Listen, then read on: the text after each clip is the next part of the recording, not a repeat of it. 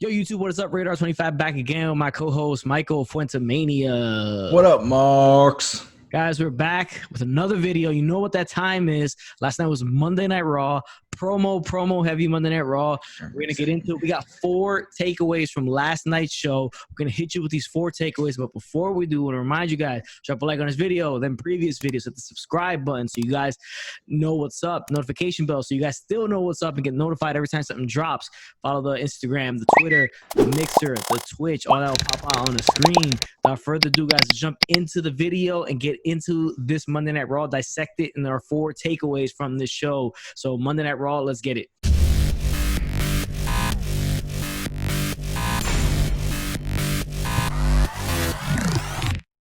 All right, guys, the show started off with Randy Orton coming out, obviously to talk about his match against Edge at the, at Backlash, the greatest wrestling match ever, how he won, interrupted by Christian, obviously, Edge's best friend, his former tag team partner, and stuff like that. He came out and basically called Randy Orton a son of a bitch. And Randy Orton got upset by that, and he challenged him to he challenged Christian to an unsanctioned match later on in the night, which, guys, that will be one of our takeaways. It'll be our last take. We'll be taking number 4. We're not going to cover it here. We're going to cover it at the end because this was the final thing of the show, Christian, Randy Orton in unsanctioned match. But you would see it play out throughout the whole night. Yeah, and it was a good promo by Randy where he said since he won the greatest wrestling match, that means he's the greatest wrestler ever. No title needed to make that a fact. So that was a good and he did say, like, it reminded him of how he was when he was a legend killer. Remember when he had that run where he was, taking out all these legends? It reminded him when he took out Edge of that. So, this is the rejuvenation of his entire career. This whole Edge storyline coming into this. He's done his best work we've ever seen him do. He's tremendous in the area he is now. But, guys, we'll get into this later on when we get into that takeaway. So let's jump to the next thing on the show, which was Kevin Owens versus Angel Garza. Yeah, fine. But it's more of the breakup between Garza and Andrade here. That's what it's all leading up to. So it is what it is. Owens hit the stunner, got the win here, and there was just a lot of issues between Garza and Andrade after the match. And Andrade paid back the favor that Garza did, where he interfered but not good enough. So that's like a whole new type of thing where they're interfering but they're just not helping enough, and they kind of end up screwing like the guy they're trying to help. So that's all right. Zelina was definitely over it. She walked away. It was like, I'm over you guys. So we'll see where this goes. The breakup's coming, but they should have pretty good matches. Legit matches when they go head-to-head Garza and Andrade. Guys, the next thing on the show, and it's takeaway number 1 of the night, and it's the thing we've been waiting for a while, and it is the breakup of Lashley and Lana. Obviously, Lashley and MVP are cutting a promo in the ring, and here comes Lana. And obviously, Lana is the one that kind of cost Bobby Lashley the WWE Championship at Backlash against Drew McIntyre when she came out because she couldn't listen to one rule and was just stay in the back, don't interfere, don't get involved. And she obviously did. MVP got involved, in a verbal shouting match against Lana, called her a thought. Yes, that hoe over there. So, he called her that. She was pretty upset by that. Lashley got involved, said that, that he's not a fan of how she puts their sex life on social media. She's trying to get likes. She's all about getting likes. When's the last time she laced up a pair of boots? All she cares about social media and shit like that. She said, if I was to sleep somebody to get famous, it would be with somebody more famous than you. So there's a lot of jazz being thrown here. And then she was like, you know what I should have done? Had sex with Drew, or slept with Drew. So when she gets out Drew, and then he comes in with I want a divorce, and that was the end of that. But about damn time, because we're tired of this shit. We're tired of this. We are tired of this. Lana being involved in the storyline, it kills it because it just doesn't. It makes Bobby Lashley look less legit of a threat to take the title, and we don't see the feud ending yet between Lashley and Drew McIntyre. So let's get this out of the way. She's gone. Hopefully, the divorce doesn't string out long time on TV and you keep dealing with it over and over. Yeah, hopefully not.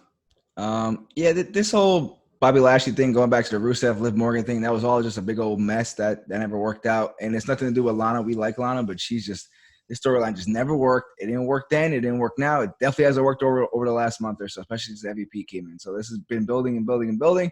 Finally, they're axing this. Hopefully, they just cut it there. There was a weird segment with her in the back with Talia. They were both kind of angry or something, and it's just enough. Move on. Maybe they form a tag team, Lana and Natalya. Maybe, but I'm just hoping that we won't see Lana for a couple of weeks or a month or whatever till next pay-per-view, and then she helps Drew McIntyre win again. So she screws Bobby over like that, or she's out of the picture entirely, and they get a divorce off screen, and that's the end. Or whenever you see her in the back next week, she gets served her papers, her divorce papers, and then that's the end of that.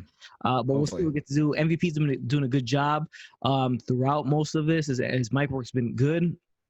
When he called her a thought, I thought it was pretty funny. Yeah, that was wait, did he just say that? Yeah, I was kind of like, did he just call her that? Yeah. So it was soap opera-y, opera-ish, soap opera-ish. This whole thing's been soap opera-ish. Yeah. So, but it's good to see it finally, hopefully, God willing, coming to an end. Yes. If it's Lana and Rusev, we like it. If it's Lana and somebody else, we don't. Lana by herself. Cool. Let her wrestle. Let her do her thing out there. See how she does.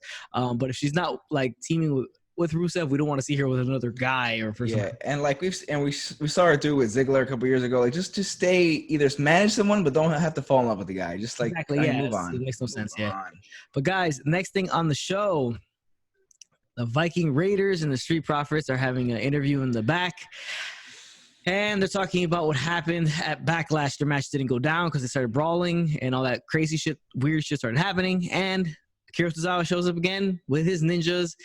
And they're going to settle it in the ring. So they have an 8-man tag, Street Profits, Viking Raiders versus Tozawa and his ninjas. This was terrible. I didn't like it. It is what it is. Big Show got involved because the big ninja came out. And obviously he's like 7'3". Big Show came out to help Viking Raiders and Street Profits. I wasn't a fan of any of this. This is the shit that sucked on the show. I'm tired of seeing this. But did set up next week, Viking Raiders, Street Profits for the Raw Tag Team titles. Hopefully this is the end of all this stupid stuff, corny stuff that I'm not a fan of. So hopefully they finally have that match and get this whole thing over with, guys. And just one more thing to add there. Just like this really made me upset with, just this whole, you can do better, I can do better crap that they've been doing for the last month. It has ruined both tag teams for me. Like I don't ever want to see them again. I was excited for Street Profits. Viking Raiders I was a little bit excited about them. The Viking experience when they first came out killed it. Was awful. Then they did the Viking Raiders was great. Now they're what are they called down? The Viking Profits, or what are they called, or whatever. Just end it. We don't want the smoke. Just this whole thing killed them. Yeah. It's over. It's over. Hopefully it's done with. But guys, next thing on the show, and it's takeaway number 2 of the night. It was Seth Rollins coming out, knowing that Dominick over in social media said he was going to show up on Monday Night Raw against his father's wishes. Seth Rollins comes out, cut a promo in the ring. Here comes, Rey Mysterio on the Titantron via satellite, talking about that, Dominic showing up. That if Rollins or any of his goons lay a hand on Dominic, he will end Seth Rollins. While he's talking to him on the Tron, here comes Dominic from behind and attacks Seth Rollins. And the battle ensues. And here comes Theory, here comes Buddy Murphy. And Dominic's able to sideswipe all of them. He throws Rollins into the steel steps, gets his hands on him, and he's able to escape. So I'm not sure how this is gonna work. I enjoyed this. I thought this was good. Dominic getting his hands on him, and nobody else could get their hands on him. So it's good to see Dominic out there. But I'm not sure if this is gonna maybe lead to a tag match. Dominic's actually gonna get physically in the ring, or he's still gonna do the same thing he did like in the Brock Lesnar thing, where he gets involved very little, and here where he does a little bit of physicality, but maybe he's not ready for matches yet. Not sure, but I want to see where this goes. Now, Ray, you saw him on the Tron. He still had the patch. It was kind of like a see-through patch over his eyes. Yeah, now it's kind of clear. So that tells us it's getting better. It's getting better. Yeah, that's your clue. Like your sign. He's better. Almost back. He's coming back. So I'm assuming, I was kind of hoping we still have time that Rollins would maybe do the same eye thing to Dominic. To kind of make it more of a blood feud, but we'll see. Because he said he was gonna end Rollins if he touched Dominic. Technically, he didn't touch him. Dominic touched Rollins and then kind of sideswiped everybody else. So we'll see where this goes. But let's see what happens. I don't know if they're gonna do a tag match or what they're gonna do. But I enjoyed it. No, yeah, it was a good segment. It was fun seeing Dom. I don't think they'll probably do a tag match. Definitely not gonna be Dom versus Seth. Maybe Dom versus not even Dom versus Theory. Just kind of all green. Even when Dom came in there, he's still kind of green with stuff from running around. I think it's more of just like you said, just like another toy to throw into this whole feud, and it'll end up being Ray and Seth, and they'll have to match them sometime soon. Maybe Ray and Seth with these guys on the outside, like Dom. Yeah, something like that. Yeah, like Dom watching. Yeah. Dom watching. Yeah, his dad's back, and Theory and and Buddy there. So yeah, I think that's more what it's going to be. It's not. I really doubt it'll be Dom with any type of singles match. Like you said, it's either a tag team match or him just being, has his dad's back. That's basically what it's going to end up being.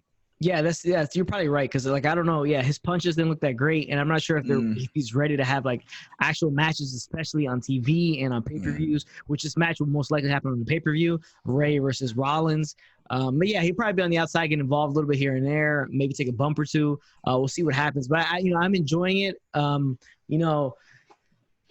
It's been well done, and Rollins is doing, like I said, the best work of his career right now. What he's doing, the way he's acting, the way he's coming off, everything's coming good. Theory's coming in nicely into this group. He fits a lot better than he did with Zelina and them. He always felt out of place and kind of just put there because they needed a body, and right now he actually makes sense here.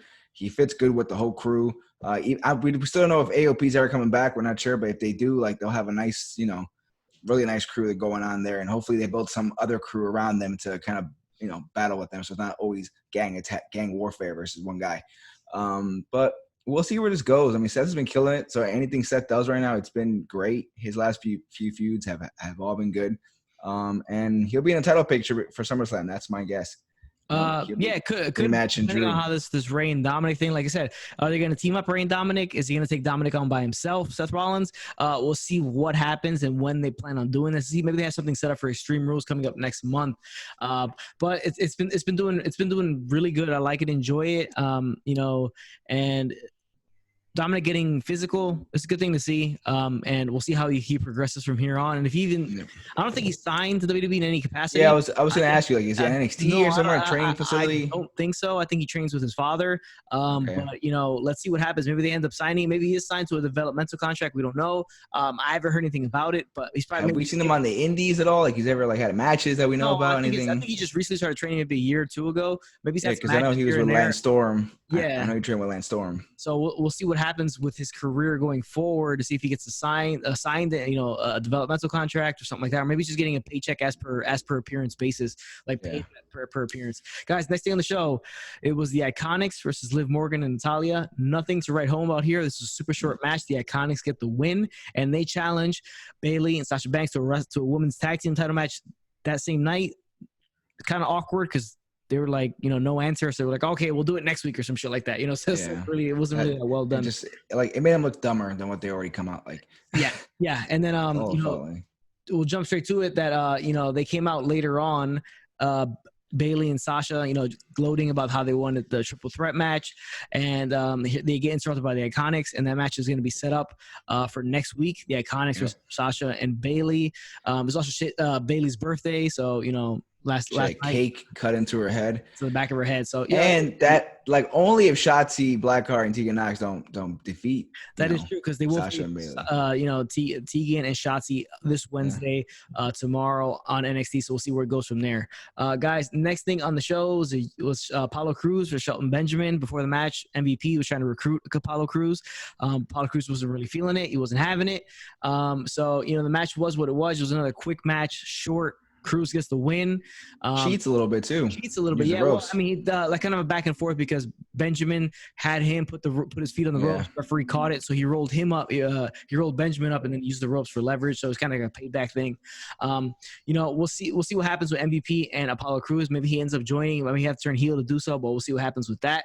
Yeah. Next thing on the show, something that was set up earlier in the night. It was supposed to be Drew McIntyre and R-Truth versus MVP and Bobby Lashley, but R-Truth, not being able to keep his mouth shut, decided to make it winner take all. So whoever won the match gets both titles, 24/7 championship and WWE championship. He was able to change it that only Drew's championship was on the line. So there's a lot of back and forth between Drew and R-Truth. Drew upset with R-Truth, but then R-Truth, getting kind of serious at some points, saying like, believe in me, I got this. And they were able to win the match. It was fine. The match was fine. It was what it was.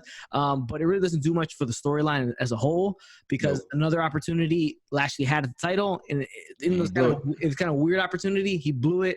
He wants to go hit R-Truth on the outside. R-Truth reversed into heel drag right into the steps. Drop toe hold right. Yeah, and then McIntyre hit the Claymore kick on MVP, and then he assisted R-Truth off the top ropes for R-Truth to get the pin. So they retained. We'll see what happens. It's a weird thing to throw in there after the match is happening. So it is what it is. But they get the win. Drew McIntyre keeps the WWE Championship for another night, and we'll see where him and the Lashley storyline goes from here. Next thing on the show, guys, and it's takeaway number 3 of the night.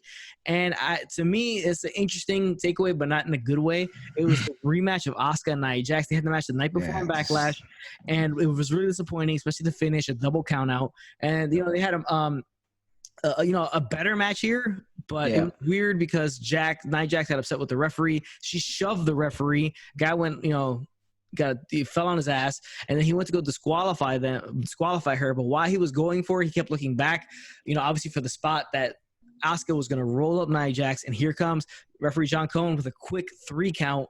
Yeah, and Asuka wins the match. Now it's kind of weird. She's got beef with the referee. I don't know what could possibly happen after this. I don't know. We'll see where that goes. But it like, again, this was a whole mess. It was the worst match from the night prior. Let's have a rematch on Raw, and then let's make another weird smudgy finish that just doesn't help anybody. Who's it helping? It just makes done this finish at Backlash. Yeah, and but what is he now? A heel ref? Like, he just taking the thing in his own hands. Like, he's just fast counting people. I mean, it makes Asuka look like, oh, she only won because she got a fast count. So that doesn't keep Asuka strong. And then it makes Nia Jax look like a dumbass for pushing him and then getting, egg on her face afterwards. I mean, the only thing I can see coming from this is that, she feels like she got screwed out because of the referee. So she has a fight for another match. And maybe they go to Extreme Rules, have a cage match or have a ladder match or something like that. An extreme match, some gimmick match to end the feud. Because that's the only thing I can see coming from this is that she has a reason to ask for another chance, another opportunity because she felt like she got screwed out, which is true. I mean, she was going to lose the match anyways because she either get disqualified or get pinned. So it's like... Yeah, so she lost anyway. I don't know. And the fact is, Nia, I don't know if it's Nia or I don't know if it's the booking or whatever or just a matchup, but it doesn't feel like, Asuka's going to drop this belt. I don't know what's going on. The storytelling, it doesn't look like Nia is going to win. It just doesn't feel that way. It doesn't feel important. It doesn't feel big. It doesn't feel like it's for the title, honestly.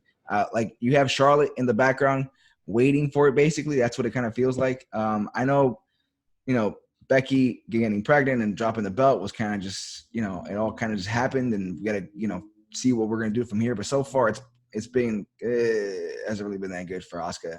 It hasn't been that good. Yeah, you're right. It does feel like kind of Charlotte's just kind of chilling in the back, waiting. Yeah, waiting for it. They're just waiting for SummerSlam to just give it to Charlotte. That's what it feels like, and that's what this whole storyline with Nia and Nia just. I don't know, man. I don't know what it is with her. I just put Shayna Baszler in the spot right now instead of Nia. I just think they should have kept she came back from injury. They probably should have built her a little more. Right now she looks a little bit. I don't know, just doesn't fit in the storyline. It's just Raw and in general. Nothing fits right now besides a few things going on. Yeah, guys. But that's takeaway number 3. Now we're going to takeaway number 4, which we touched on in the beginning of the show. It's the unsanctioned match between Randy Orton and Christian. Now, throughout the night, Christian's been kind of contemplating, should he do this? Should he not? Should he do this? And he kind of, got some advice from Big Show. Big Show said that he needs to stand up for himself and kind of just shut Randy Orton up. So he decides to take the match. Then Ric Flair, for some reason, so I'm on Monday Night Raw. He's there in person, and he's telling Christian, you don't need to do this, dude. You're not ready for this. Randy said, is on the top of his game right now, the best he's ever been, and all this stuff like that. Which I did like the exchange they had between Christian and Ric Flair in the back. I thought it was well done. It felt real. It felt good. I liked it. Yeah, so this all leads, obviously, the match is going to happen. Christian comes out in his regular street clothes with his fist taped up. Randy Orton comes out. And before the match is about to start, here comes Ric Flair. Ric Flair does come out, and he's kind of telling, Christian, you got to chill. Don't do this. Telling Randy to back off. Don't do this. Christian's like, Rick, I appreciate it, but get out of the way. I got to do this. Then, surprisingly, it leads to Ric Flair low blowing. Or does it? He's there as player of the game. Dirtiest player in the game. Surprising, but I wasn't expecting him to do it because I really didn't get it. But he lobos Christian. Christian's on the ground, and then he gets punted by Randy Orton, and obviously that's the end of the match. It was a super quick match, but it's the story behind it that I enjoyed. The fact that he's back to his old legend killer ways, and his song plays so perfectly to him because he does hear voices in his head because he's very bipolar. Whereas he felt sorry for Christian because you saw the way he pinned him, he was caressing his head and felt sorry for him. Yeah. And then as the EMTs came in, they kind of put a neck brace on Christian or whatever because he needed one, I guess. And they were gonna stretch him out. He's telling the EMTs, get him out, help him. And then he starts yelling at Christian this is your fault. This is your fault. Yeah. And then he stops and he starts feeling remorse again. And it's the rejuvenation of Randy Orton's entire career. It is the best stuff he has done his entire career. I'll say it right now. He's tremendous on the mic right now. Everything he's dropping is A+ stuff. And I don't think there's anything going to slow this man down other than himself. Yeah. So going into it, it sucks that Edge had a tear his tricep. He said he'd be back in July, or he'd be all healed up by July. But fast recovery from a torn tricep. I mean, it must be. But they showed the surgery. They had the picture of him getting cut open. But he said July of 2029, like the whole thing. I'll see you in 9 years again after your last injury. So that was a great part of that promo. This thing was I liked it just because it's Ric Flair. It's continuity of Evolution. They're buddies. They were in a group together. I like that. That fit well. And then again, him playing that psycho character where he's just kind of psychotic, where he's getting that whole, double personality. Like and it's like, it's your fault I had to do this, but I had to do it. You know what I'm saying? It's all your fault. I feel it's just a sort of remorse there. I loved it. I love what he's doing. His acting chops are so good. The way he's getting in the character, you feel it. And this is what a lot of the people on Raw and on SmackDown and on NXT don't have, is his connection that he has. He's just a natural talent and is getting through the storyline so well to the audience. Unlike where we go back to Nia Jax, where just the facials aren't there. It's just, I don't know. Him, he was doing it. You felt the craziness going on. Believability is there. Believability is there, Randy. Yeah. Randy is making it like just this whole like you feel like that's him. Like you feel like that's him. Yeah. Like but that person. It could also be that his two of his best buddies in Edge and Christian are getting out of him as well. Yeah. Like he feels rejuvenated because he's working with these two guys. Yeah, with two of his buddies. Yeah, if you've heard the Edge and Christian podcast, they've had Randy on there before, and you could tell how much respect and admiration they have between the three of them. Yeah, it's a lot of love going on there. So it could be that these two guys are just bringing out of him. But let's see, does this mean maybe at Extreme Rules, Edge versus Christian? I don't know if Christian's cleared. I don't know if he's in ring shape. I don't know if he's been working out. He didn't look like he was in ring shape. He didn't take his shirt off. He's always been like a longer, slender guy. Yeah, a wiry type of guy. But tremendous in the ring. So I don't know if one of the best. If he's maybe working out with Edge and getting his I'm not sure if he's medically cleared. I'm not sure if he's medically cleared, unless they both medically cleared from the career-ending injuries. That'd be pretty crazy too. But I think this is going to be, Edge has to answer back to this because he lost to Randy. Randy, took out RKO'd his wife, always brings his kids into everything, takes out his best friend. He kind of has to answer for it. So I don't know if it'll be Christian in his corner when Edge gets back. Again, if they're saying in July, it doesn't seem right that it'll be July. It might have been just him joking about it. Yeah. But if he can get back by SummerSlam, I don't know. We'll see where this goes. It all depends on Edge's injury. Do I think Christian is cleared? He could. I don't know. Have you heard he's been cleared anywhere? I haven't heard anything. Now with Edge's return at the Rumble, there was murmurs about that, that he's meeting with doctors in Pittsburgh. Obviously, Dr. Maroon in Pittsburgh is like and stuff like that. There's a lot of that going around, but he was denying it. Obviously, he was lying. Christian, we haven't heard anything. I haven't heard absolutely anything. Now there is the whole: is there another legend coming into the mix? Then because he's the legend killer again. Now we'll see how. We'll see what happens. Yeah, who could it be? Who could it be? Like interesting enough, whereas like with the run Randy's on right now, that it actually work well. But we'll see what happens with this afterwards. I'm actually looking forward really to next Monday's Raw just to see if they pick up on this and see where this goes from there. To be honest with you, that's why I'm actually. It's like the first time in a while. I'm kind of excited to see what happens on Monday's next Monday. Yeah. That's like the only thing I'm excited for. But yeah, but we'll see where this goes. I don't know. I have a feeling, just so this is my gut, that they'll kind of sit away from this for a little bit. Keep Randy away for a couple of weeks.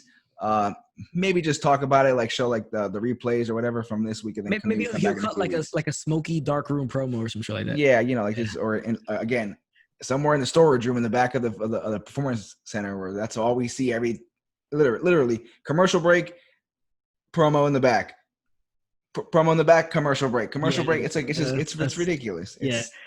That's what it is, guys. But that was Monday Night Raw. That's our 4 takeaways from the show. Appreciate you guys for watching. Make sure you check out that part. I think it's part 4 of The Undertaker Last Ride. Yeah, part 4. Really good. Really good stuff. I'm not sure part 5, I think next week or the week after. I think it's the last Sunday in July that'll come out. June that'll come out. Oh, I'm about to say July. So part 5, yeah. Hopefully that comes out sooner rather than later. But guys, thank you again for watching. Remember, for the Mercury Belt, not do the job. Later, Marks.